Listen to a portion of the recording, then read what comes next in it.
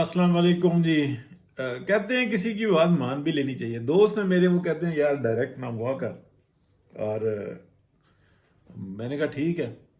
अब आप पाकिस्तान के अंदर ये जो अवाम को बेवकूफ़ बनाने की जो म्यार है ना, आप उसका अंदाज़ा लगाएं।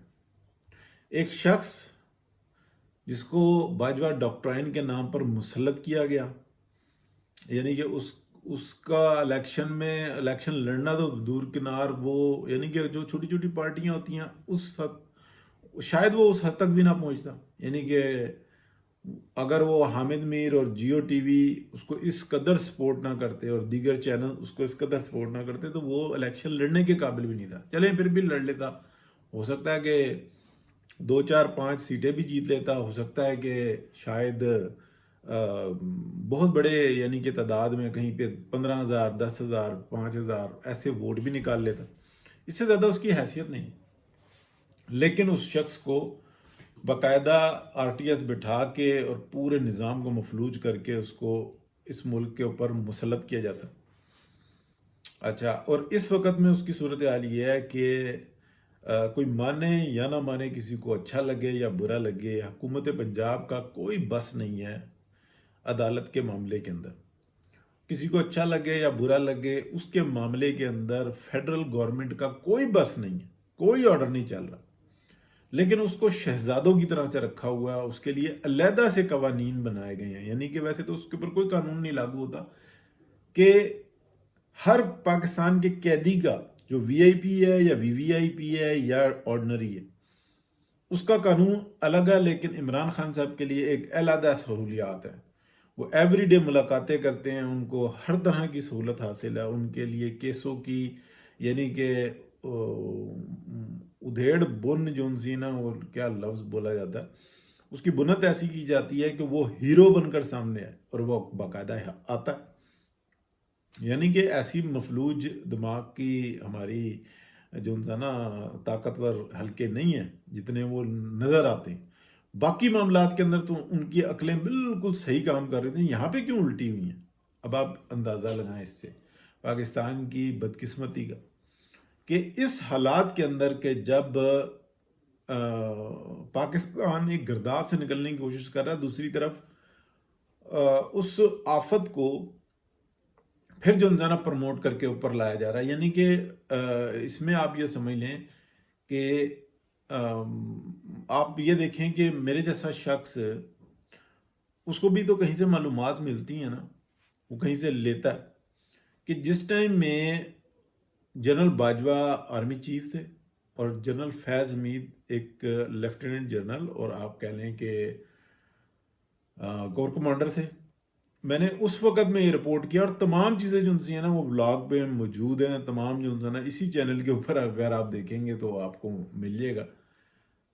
आप तकरीबन आप कह लें कि उनकी रिटायरमेंट से 1 महीना पहले मैंने ये बताया कि जनरल फैज़ को सियासत में लाया जाएगा और इमरान खान का अल्टरनेटिव उसको लेकर आया जाएगा। ठीक है, तो मुझे कहाँ पे से खबर मिली? मैंने कहीं से सुनी। यही सोर्स होता है ना, या कोई ऐसी बात हो रही थी तो मैंने सुनी, मैंने आगे रिपोर्ट कर दी। अच्छा, उसके बाद आप देखें कि जनरल फैज़ को सियासत में लाने के लिए तैयार किया गया, लेकिन दूसरी जानिब जो है ना एक रस्सा कशी शुरू हो गई, उनके केसेस ऐसे सामना शुरू हो गए। अदरवाइज तो वो आ गए थे, पीटीआई के ऊपर आ गए थे। लेकिन बताया गया कि नहीं, ऐसी सूरत हाल है कि इस टाइम में मुनासिब नहीं।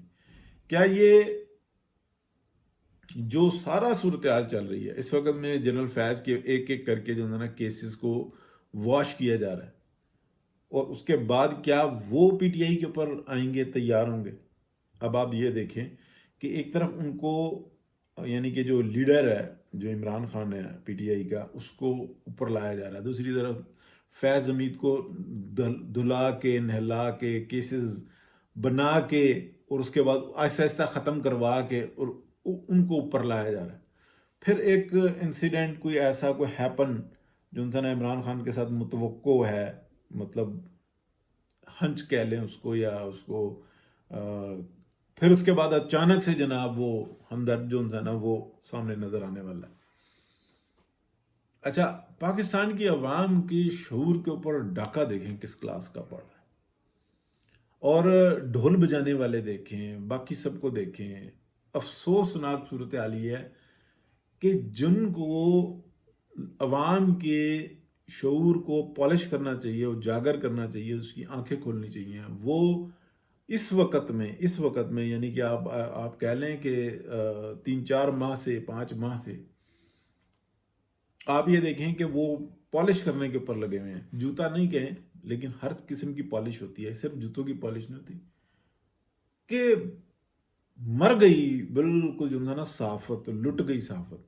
جو ایک اچھے صحافی ہیں وہ بس یہ کر رہے ہیں کہ وہ اپنے حدود میں جو انسان کام کر رہے ہیں، تو وہ وہاں پر جو انسان انہوں نے اپنا معیار رکھا ہوا ہے. لیکن اگر آپ یہ دیکھیں کہ جو دانشور صحافی ہوتے ہیں وہ کیا کر رہے ہیں، ان کو نہیں نظر آ رہا کہ یہ پاکستان کے اندر کس طرح کی یعنی کہ نئی قانون سازیاں، ایک ایسا شخص جس کا پارٹی میں کردار صرف ایسا ہے کہ اس کو وزیر اعلیٰ لگا دیا گیا تھا، اور اس نے اپنے وزارت عظمیٰ کے شوق کے اندر پہلے جو یہ 16 ماہ کے اندر پارٹی کی واٹ لگائی، پھر اس کے بعد ایسے حالات بنائے گئے.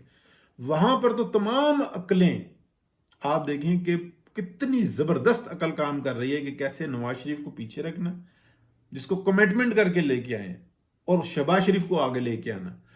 وہاں پر کتنا باریک کھیل رہے ہیں، اور یہاں پر ان کی عقلیں کہاں پہ گئی ہوئی ہیں کہ وہ جی دیکھو جی وہ اینٹی اسٹیبلشمنٹ ہوا ہے، وہ غدار کہہ رہا ہے، ٹریٹر کے جناب ٹرینڈز چلوا رہا ہے، اور یہ کر رہا ہے، اور ہم اس کو چھوڑیں گے نہیں. اب باجوہ وہ اپنا حافظ رہے گا یا عمران رہے گا.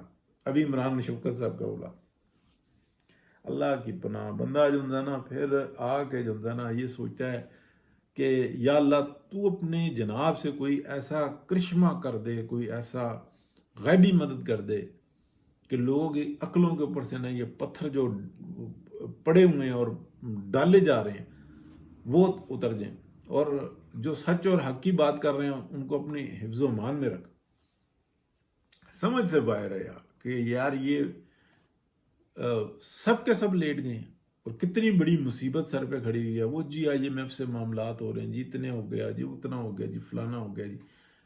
یعنی کہ اچانک سے IMF کے معاملات ٹھیک ہونا شروع ہو گئے ہیں، اور یہ سب کچھ ہو گیا. بڑا جو انسان معاملہ تکلیف کے اندر آ جاتا ہے.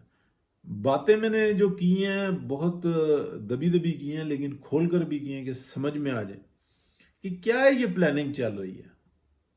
تو بہت شکریہ جی، اللہ حافظ، دعا کریں.